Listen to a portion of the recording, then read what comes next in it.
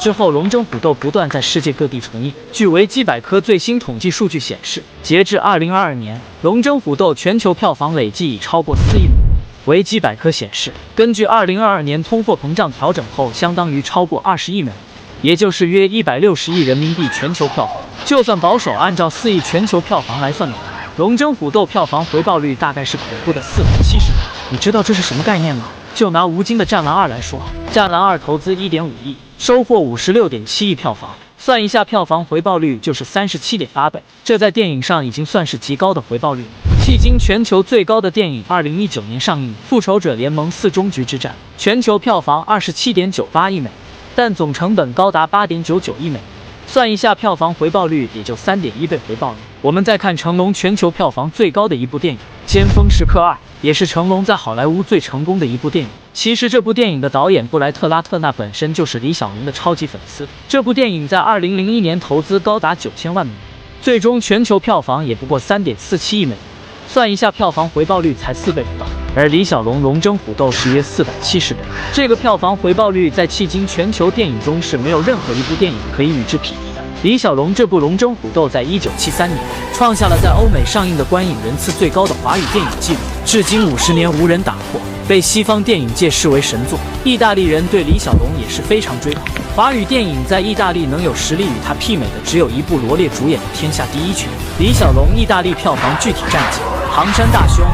2.1亿里拉，《精武门》4.19亿，《龙争虎斗》3.34亿，《猛龙过江》3.72亿。后来的华语片就覆盖不到了，很多作品连上映的机会都没有。成龙、李连杰电影在意大利的票房成绩如何？答案是非常一般，早年的港片都没上映，就算是西片票房也没威力。在波兰的历史票房排行榜，李小龙1973年的《龙争虎斗》至今仍然在波兰的外语片中排名第2，华语片观影人次第1，高达1726万观影人次。李连杰的《少林寺》波兰外语片排名第3，华语片第2。1985年在波兰上映，达到1278万观影人次，但也仅仅达到李小龙《龙争虎斗》的2/3。就单片来说，在欧洲市场，李连杰的《少林寺》有望跟李小龙有一拼，但也就一部《少林寺》在波兰的成绩接近李小龙。而李小龙是4部半电影都非常出色，而成龙出的亚洲就全面落后于李小龙。这也是为什么说他们两人都没达到这位前辈高度的原因。其他市场的数据就不一一列举。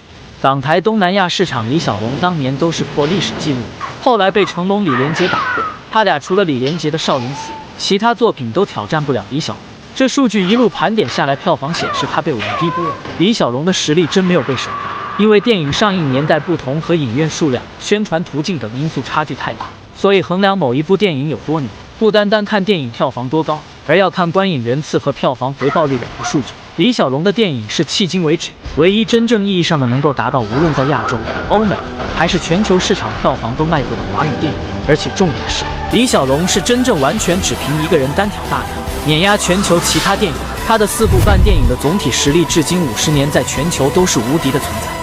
2005年，英国评选10大史上最伟大的功夫电影，李小龙一人就霸占3部，其中他的《龙争虎斗》是冠军，李连杰2部，成龙1部。李小龙只拍了4部半电影就有3部入选，李连杰40多部入选2部，成龙拍了250多部只入选了1部。2009年，国际权威杂志 Total Film 评选出改变世界的67部电影，李小龙的《龙争虎斗》是唯一入选的一部华语电影。2018年，国际 Ranker 数据网站通过影迷投票评选出全球最伟大的10部功夫片，李小龙的《龙争虎斗》依然是第1，甄子丹的《叶问》第2，李连杰《精武英雄》第3，李小龙《精武门》第4，成龙的《醉拳2》第6，周星驰的《功夫》第8，其中5部都是和李小龙话题元素有关联。更令人感叹的是，电影只是李小龙的副业，武术才是他的主业。他拍电影是为了推广中国功夫和他的截拳道武学思想，同时展示真正的东方文化。尽管电影是他的副业，他都可以在32岁短短的一生做到全球华语电影影响力第1的成就，